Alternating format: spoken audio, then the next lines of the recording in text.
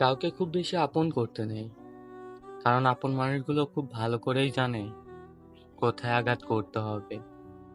কষ্ট চেপে রাখা মানুষগুলো মৃত ব্যক্তির মতো, কারণ তারা শত কষ্ট হলেও চিৎকার করে বলতে পারে না যে আমার কষ্ট হচ্ছে। কেউ যদি খুশি থাকে আমার সাথে কথা না বলে, আমি প্রার্থনা করি আর খুশি যেন চিরকাল থাকে। নিজেই কেঁদেছি, আবার নিজেই চুপ করে গেছি, এটা ভেবেছে আমার যদি আপন কেউ থাকতো সে কি আমাকে কাঁদতে দিত? সে আমাকে বলেছিল আমি তোমাকে পাওয়ার জন্য সবকিছু ছেড়ে দিতে পারি। এখন সেই মানুষটাই সবকিছুর জন্য আমাকেই ছেড়ে দিয়েছে।